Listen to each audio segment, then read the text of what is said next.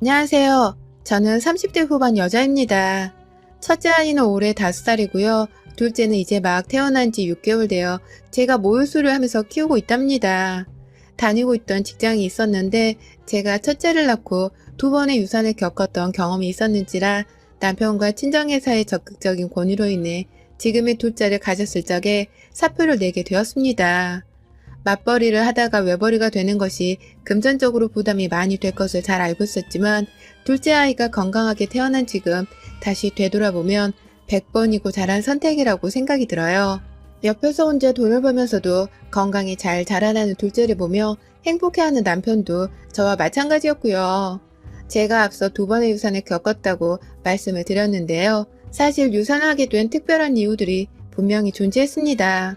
남편도 그렇고 친정에서도 그렇고 그 원인을 너무나 잘 알고 있었기 때문에 이번만큼은 제가 또다시 유산을 하지 않도록 각별히 신경을 써주고 회사까지 그만두게 했었는데요. 그 이유는 바로 시댁이었습니다. 손주가 태어난다는 사실에 누구보다 기뻐하고 또 축복의 인사를 던져주셔야 할 시댁에서 저를 못살게 굴어 제가 두 번의 유산을 겪어왔었어요. 저희 시어머니는 제가 남편과 결혼을 하기 전 저희 커플을 누구보다 잘 어울린다면서 응원을 해주셨던 분이셨습니다. 남편은 공무원에다가 저는 대학병원 간호사로 근무를 하고 있었는데요. 둘 다 어디 직장을 잃거나 직장을 구하지 못해서 방황할 일은 없을 거라며 부부가 가진 직업에 대해 무척이나 만족해 하셨어요. 전 그 당시만 해도 시어머니가 절 좋아라 하시는 줄 알고서 얼마나 좋은 결혼 자리냐며 친구들에게 자랑을 하고 다녔는지 모릅니다. 참 바보 같은 생각이었죠. 결혼을 하고 나서 보니 시어머니가 하루는 저를 시댁으로 부르시더라고요. 그래서 오전 근무를 마치고서 시댁에 들렸더니 시어머니께서 대뜸 용돈을 요구하시는 겁니다. 며느라, 네가 대학병원 간호사라는 말에 내가 이 결혼을 찬성한 건 알지? 네가 만약 대학병원 간호사가 아니라 여기저기 동네마다 우후죽순 늘어서 있는 작은 병원의 간호사였으면 내가 절대로 너를 며느리로 두지 않았을 거다. 그나마 주변 친구들한테 들어보니 대학병원 간호사는 월급이 좀 된다던데. 네가 결혼하고 이렇게 입을 싹 다물고 있는 게 정말 낯설게 느껴지는구나. 시부모님은 네 부모님과도 같은 존재니까 앞으로는 네가 우리 부부의 용돈을 좀 맡아줬으면 싶구나. 시어머니는 그날 제게 시부모님의 용돈을 앞으로 책임지고 주라는 갑작스러운 말씀을 건넨과 동시에 저라는 사람이 좋아서가 아니라 오로지 저의 직업이 마음에 들어서 결혼을 시킨 거라는 사실을 솔직하게 고백하셨어요.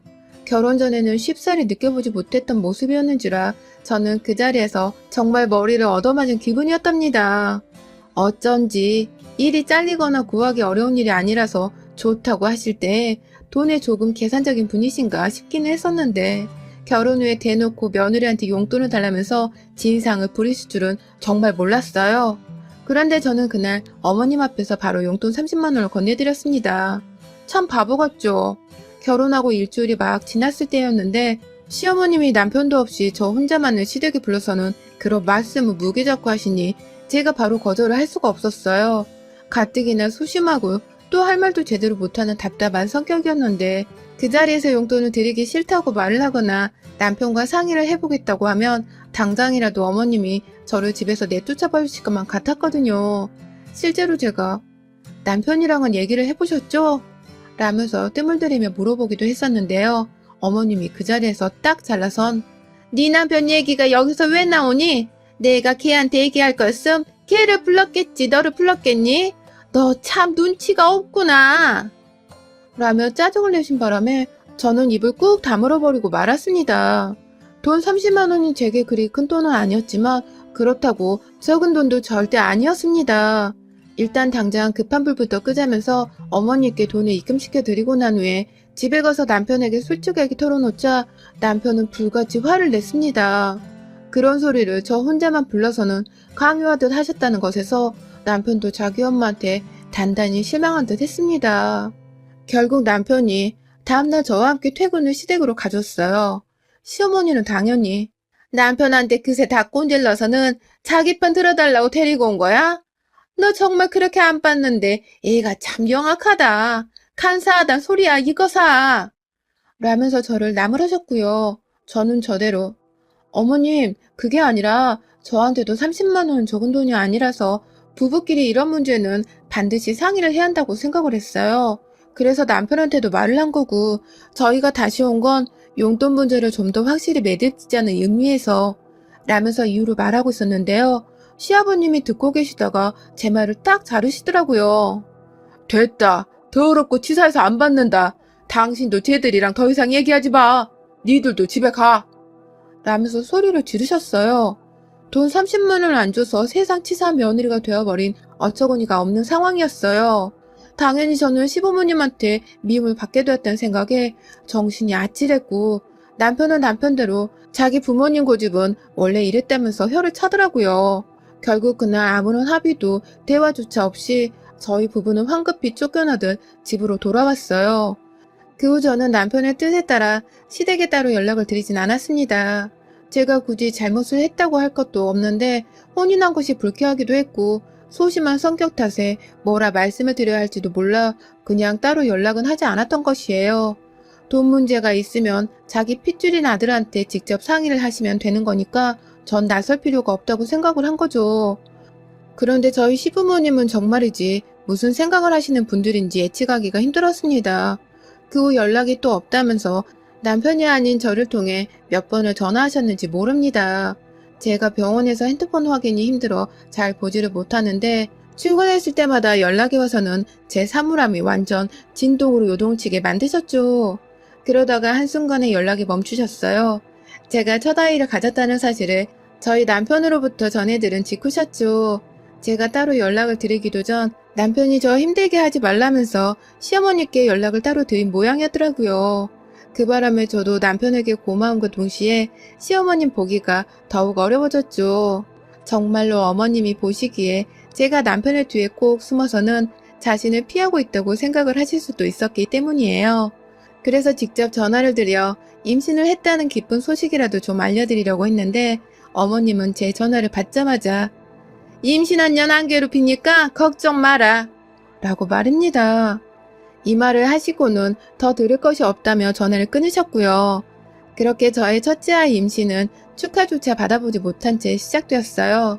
임신한 동안에는 정말 신기할 정도로 연락이 없었고 집안 자체에 제사가 없다 보니 명절에도 만나봤자 식사만 하고 마는 사이였는데요. 임신했을 적에는 설에 부르시지도 않더라고요. 임산부 먹이기 힘들다는 이유로 말입니다. 아무래도 제가 임신을 했다며 손 하나 까딱하지 않고 차려주는 밥상만 얻어먹을 것이라고 생각을 하신 것 같았습니다. 그로 인해서 저는 졸지에 아무 짓도 안 했는데 임신을 했다는 이유만으로 시댁의 환영을 받지 못하는 존재가 되어버렸죠. 그러다가 출산을 하고서 시부모님이 아기를 보러 병원에 와주셨어요. 아이를 보며 기뻐하시는 시부모님의 모습을 보니 살짝 관계 개선이 될까 싶어서 마음이 놓였는데요. 그날부터 무려 4년 가까이에 걸쳐서 시어머니의 저를 향한 히스테리가 시작되었어요. 제가 첫째 아이 모유수를 한다면서 술도 인스턴트 음식들도 다 끊었었는데 그걸 보고 시어머니가 유난을 떤다고 비난을 하시더라고요. 그걸 시작으로 시어머니는 내내 저를 보란듯이 저희 집으로 애를 핑계대며 찾아오시는 날에는 꼭 손에 술병이나 치킨 혹은 피자 같은 것을 사오셨고요. 당연히 출산하고 나서 그런 음식들을 먹어도 되긴 하지만 저는 절대로 그러고 싶지 않았습니다. 이건 어디까지나 엄마의 결정이고 자유잖아요. 저 또한 그냥 제가 좀 더 아이에게 건강한 모유를 수유하고 싶다는 마음에 아무 음식이나 술을 먹기 싫었던 것입니다. 하지만 시어머니는 그걸 꼭 난 정말 너를 이해 못하겠다. 내가 싫어서 일부러 안 먹는 거지? 그런 거지? 라면서 사사건건 음식을 가지고서 예의를 논하셨고요. 그러다가 급기야 저도 몰랐던 사실을 고백하셨습니다. 그간 남편이 시어머니의 입단속을 시키고 저를 괴롭히지 않는 조건으로 다달이 30만 원씩을 어머님께 용돈으로 보내주고 있었습니다. 그걸 시어머니는 니네 남편은 나한테 매달 30만 원씩 보내오고 있는데 내가 너 이런 꼴을 보면 도저히 입을 다물고만 있을 수가 없다.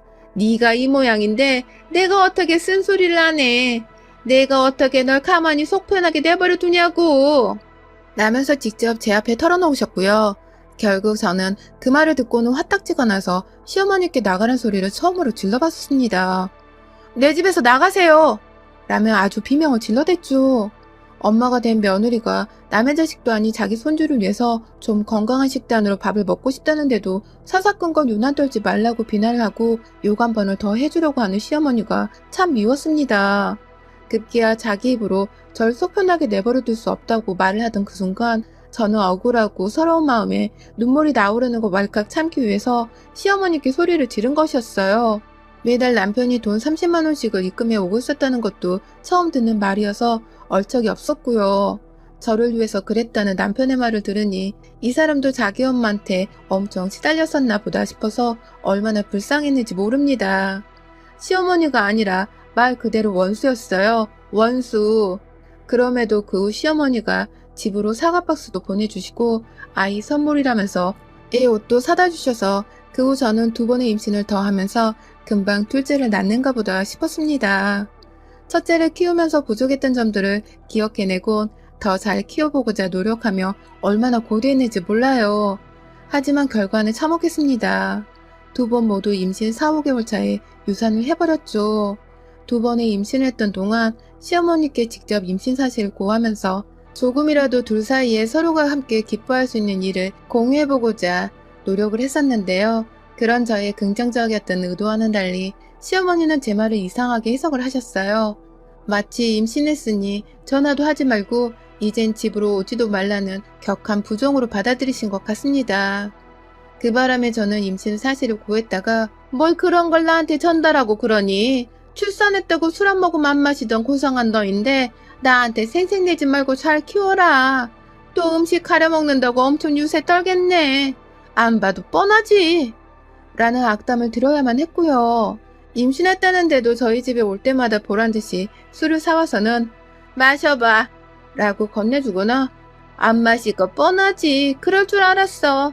혼자 유세 떠는 건 하여튼 알아줘야 해. 라고 비꼬는 시어머니의 말씀에 스트레스를 받아도 너무 받아버리고야 말았습니다. 일을 하는데 일이 손에 잡히기는커녕 오히려 남편 말고는 시댁 어느 누구한테도 축복을 받지 못한 임신이란 생각이 들어서 괴로움이 더 커져만 갔고요. 혼자 마음속으로 앓고 끙끙대다가 결국 스트레스 때문인지 갑작스런 출혈 증상을 보이며 2번의 임신 모두 유산이 되어버렸습니다. 그 바람에 남편도 꼭지가 돌아서는 다신 시댁을 아는 척도 하면 안 되겠다면서 마음의 벽을 쳐대기 시작했어요. 연락은커녕 끝까지 주고 있던 용돈도 바로 끊어버리고는 아예 가족 간의 연을 없애려고 하더라고요. 그러더니만 제가 다시 임신을 했었을 땐 저희 남편부터 시작해서 친정까지 나서서는 절대로 이번만큼은 스트레스 받게 하지 마 라고 엄포를 놓아서는 시댁의 임신 사실을 고하기는커녕 아예 집 전화기까지 없앤 채 소리 소문 없이 산다는 식으로 잠수를 타버렸습니다. 남편의 주도하에 저 또한 이번만큼은 내 일을 지키고 싶다면서 시부모님은 없는 사람 마냥 생각하고 살았고요. 혹여나 집으로 쳐들어올까봐 저는 회사까지 그만둔 채 친정에 가서 한참 태교에 힘쓰다가 출산까지 무사히 했어요. 정말 임신을 한 거 가지고서 007 작전을 펼치듯이 오후발을 떨면서 출산까지 한 것이죠. 다 시어머니 때문에 말입니다. 둘째를 가졌다는 것, 그리고 곧 출산한다는 사실을 제가 출산하기 직전에 시어머니께 말씀을 드렸습니다. 그러자 시어머니도 오랜만에 연락이 와서 애가 하나 더 생길 거란 소식을 들으니 사뭇 놀라셨는지 그러니? 라고만 대답을 하다 끊으시더라고요. 시어머니를 다시 보기 싫은 마음이 커서 굳이 알려주고 싶지는 않았지만 그래도 아이의 할머니시니까 아이를 낳고 나서 보여드리기는 해야겠다 싶었습니다. 코로나로 내내 사람 만나는 게 부담스러워서 집에서 애만 키우며 친정 식구들만 들락날락거리게 하다가 지난 3월쯤 한번 시어머니를 초대했어요. 그런데 글쎄 시어머니가 손에 또 술잔을 들고 오신 겁니다. 저한테 출산했으니 회포라도 풀어야지 않겠냐면서 말이죠. 들어오자마자 나는 술병 부딪히는 소리에 저나 남편이나 또 예민해져선 기분이 잡쳐지고 저는 저대로 시어머니께 모유수를 해야 하는데 무슨 술을 사오셨어요? 라면서 결국 쓴소리를 뱉었어요. 애가 둘이 되다 보니 이제는 그냥 시모 앞에서 대답만 한 채 답답하게 굴어들일 수가 없었습니다. 남편도 옆에서 또 저러신다면서 한숨을 깊게 쉬는데 시어머니는 또다시 너 설마 애 낳았다고 또 유세 떠는 거야? 연락 안 하던 사이에 얘가 좀 괜찮아졌을라나 싶었더니만 이건 뭐 더 심각해졌네. 출산을 했으면 한 거지 출산하고 나서도 술 한 잔 시부모랑 나누지 못한다는 게 정상이야? 말이 되냐고. 버르장머리 없는 것. 라면서 투덜대기만 하다가 싸늘한 분위기에 도망치듯이 집을 나섰습니다. 정말 그 꼴을 보니 죄 없는 남편 얼굴도 괜히 보기가 싫더라고요. 남편도 본인 엄마가 쪽팔리긴 한 건지 나이 들어서 더 저러는 것 같다면서 애써 면죄부를 주려고 애를 썼고요. 뭐든 별로라면서 시어머니 얘기는 그만하란 말을 남긴 채 애만 다시 돌보며 육아에 용을 쓰고 살던 어느 날 한 달 정도가 지나서 시어머니가 대낮에 또다시 저희 집을 찾아오셨어요. 친정엄마가 저 도와주신다고 저희 집에 와 계셨는데 졸지에 친정엄마랑 시어머니가 서로를 마주보고 있게 된 상황이었죠. 무슨 일이시냐고 물어보니 시어머니는 지난번에 저한테 잘못한 것이 내내 걸렸다면서 사과를 하고 싶다면서 저한테 주려고 사오신 것들을 잔뜩 부엌 식탁 위에 올려두시더라고요. 뭐 소고기부터 시작해서 과일도 몇 가지 들어있었고 제 건강 챙기라면서 임산부용 영양제랑 발포 비타민까지 정말 다양한 것들을 사오셨어요. 갑자기 왜 이러시는지는 모르겠지만 뒤에서 눈치를 보고 있던 저희 엄마도 시어머니가 사오신 것들에 놀래서는 아이고 사돈 정말 많이도 사오셨어요. 이렇게까지 돈 안 쓰셔도 되는데 라면서 내심 고마워하셨고요. 저 또한 내심 감사하단 말씀을 드려야겠다 싶던 순간에 어머님께서도 내가 그간 아들한테 용돈을 받은 것도 있고 미안한 게 한둘이 아니라서요.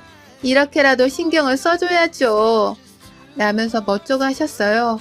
그간 제가 봐오던 우리 어머니의 모습과는 달라도 너무 다른 모습에 저는 감탄을 할 지경이었죠. 당장에 상을 차리자면서 친정엄마가 갓 사온 소고기를 구워내겠다며 준비를 하셨고 시어머니 또한 저보고 앉아있어라. 요리는 내가 해갈게. 사온 김에 발포 비타민 한잔 할래? 라면서 물어보고 배려를 해주셨죠. 언제 또 이런 상황이 오고 있나 싶어서 네 라면서 저는 기분 좋게 아이를 안은 채로 소파로 갔고요.